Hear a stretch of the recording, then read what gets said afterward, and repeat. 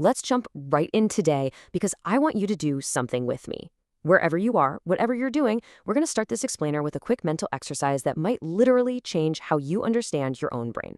Let's do it. Okay, go ahead and close your eyes for a second, focus, and just picture an apple. Take a second to really look at it. What do you see in your mind's eye? All right, open your eyes. So on a scale of 1 to 5, where did you land? Were you at a 1, seeing this crisp, bright red photorealistic apple? Or maybe you were somewhere in the middle, like a 3, where it's kind of just a fuzzy sketch.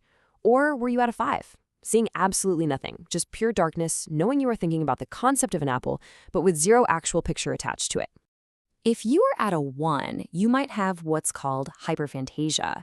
Basically, you've got this vivid, photorealistic IMAX movie playing in your head all the time. But if you were firmly at a 5, and you're just now realizing that when people say picture this, they mean it literally, well, you might have just discovered something totally profound about your brain's operating system.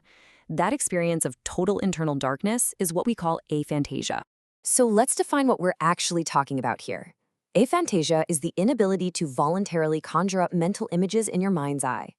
And honestly, the term is surprisingly new. It was officially coined back in 2015 by neurologist Dr. Zeman.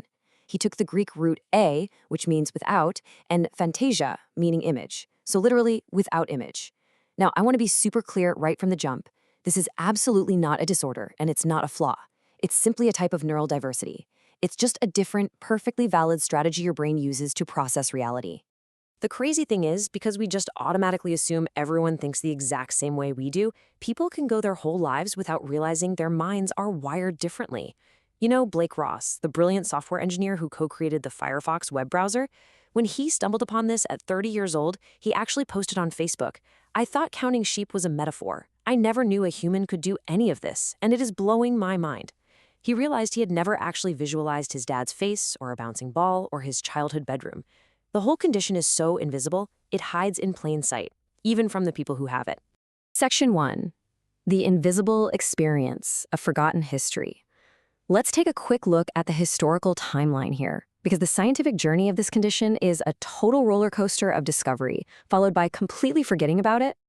Way back in 1880, this Victorian scientist named Francis Galton actually discovered this whole phenomenon. He surveyed his super smart scientific peers and was just blown away to find that a bunch of them had zero mental imagery. But then, well, the scientific community just kind of forgot about it. For over a century, it flew totally under the radar until 2003, when a guy known as patient MX went to Dr. Zeman because he suddenly lost his mind's eye after minor heart surgery. Dr. Zeman published a paper, and suddenly this trickle of people started reaching out saying, "Wait a minute, I'm just like MX, but I've been like this my entire life." That momentum is what finally led to it getting officially named in 2015. Okay, so here is the real kicker, the sheer number of people this affects. Current research estimates that roughly 4% of the global population walks around with a completely blind mind's eye. To put that into perspective, that is 1 in every 25 people. Think about that.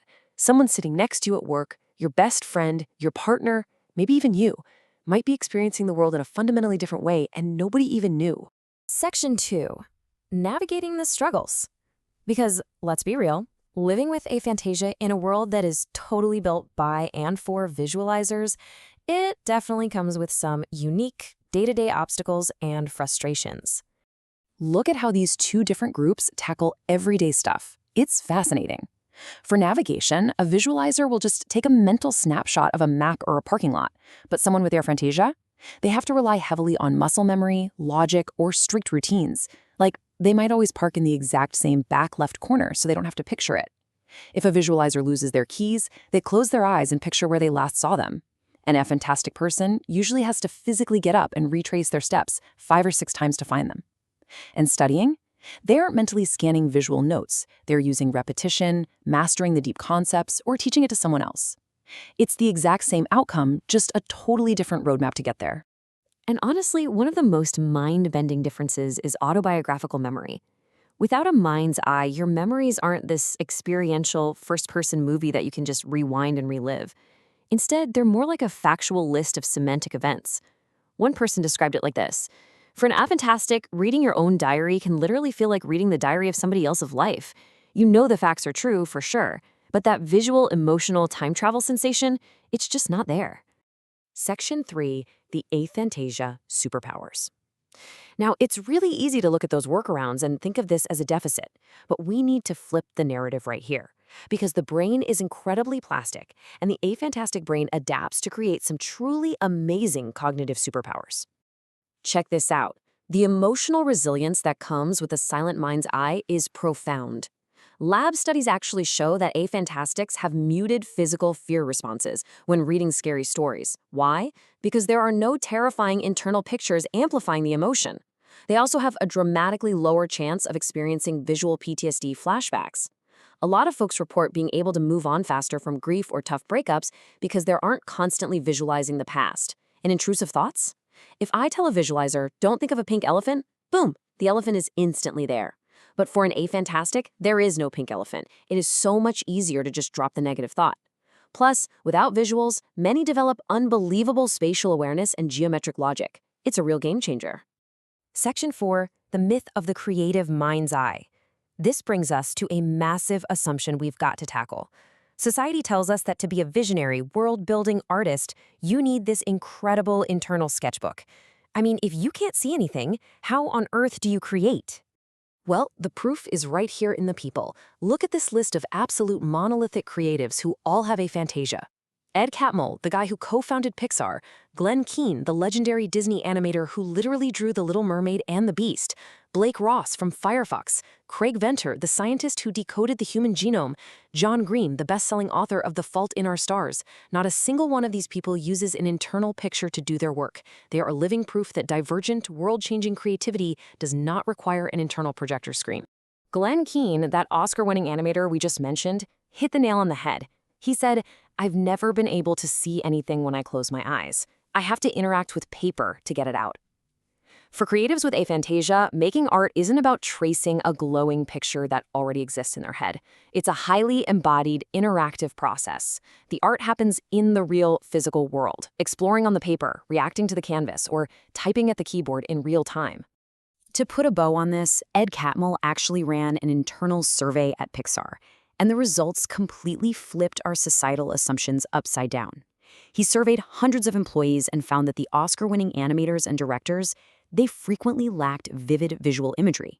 Do you know who statistically had the absolute strongest visual imagery in the entire studio? The production managers. The people organizing the spreadsheets, the logistics, and the schedules, they were the ones with the powerful photorealistic mind's eye. Crazy, right? Section 5, redefining human imagination. As we wrap up this explainer, I think we really need to reframe our core concept of what it actually means to imagine. To truly get how the human mind works, we need to do 3 things. First, let's drop the assumption once and for all that creativity requires internal pictures. It just doesn't.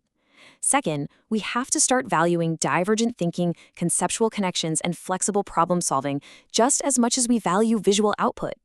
And third, we need to embrace this invisible diversity. True imagination isn't about seeing a picture, it's about connecting ideas, solving problems, and building something entirely new, regardless of the specific neurotools your brain happens to use to get you there. So, I want to leave you with this final thought. If imagination isn't just a picture in your head, what hidden invisible worlds are operating inside the minds of the people sitting right next to you? Our brains are all working in these incredibly nuanced, unseen ways. Seriously, go ask your friends, ask your family how they think. The answers might surprise you. Keep exploring this amazing invisible diversity, and thanks so much for joining me for this explainer.